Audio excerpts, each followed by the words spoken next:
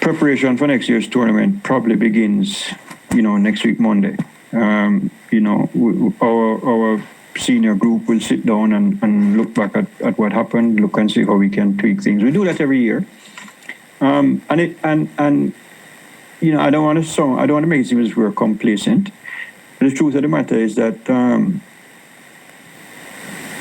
there isn't a lot, I think, that needs to be changed. I don't think there's a lot that needs to be changed. Obviously, the biggest learning experience this year for us was how to stage a tournament in the middle of a pandemic. I think the good news about that is, if it's the will of the universe that COVID-19 is going to play a big part in our lives again next year this time, we are ahead of the curve. We set the trend. We made the template for doing it, and I think that we will be in a much better place in terms of organizing for a tournament in a scenario like this.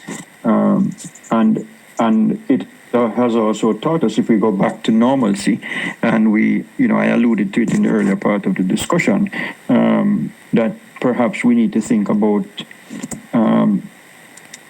reducing things on the cost side of our equation by condensing the number of venues that the tournament is staged in. Clearly, on the cost side of the equation, we would not have, we would have eliminated a lot of air travel.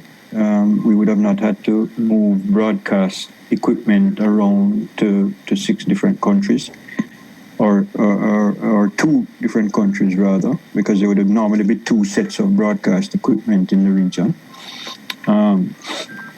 So on the cost side of the equation, there were some savings, but you have to bear in mind that on the revenue side, we had a lot more. I wouldn't say a lot more, but we had more sponsorship partners on board. But you will appreciate that sponsors, particularly regional sponsors, get bang for their buck by way of fan interaction and activation of their products and services at the venues with fans. Mm-hmm. And, with the games being played behind closed doors, whilst folks associated with the tournament, I suspect, and I don't want to speak out of turn, but I suspect that the value of those sponsorships may have been reduced. Look, I think both the league and the 6 individual franchises went into the tournament this year fully well that it was going to be, if not a financial bloodbath, then certainly it wasn't going to be anything to write about.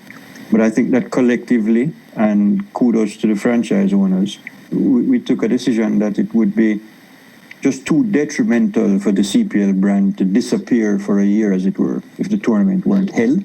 It's a highly competitive, environment, professional sports leagues, and we felt it was important to maintain the visibility of our brand. It's early yet to say what the financial outturn was and how the league and the individual franchises fared. I suspect that, if I can speak euphemistically, it wouldn't be the best year ever financially for the league or the franchises.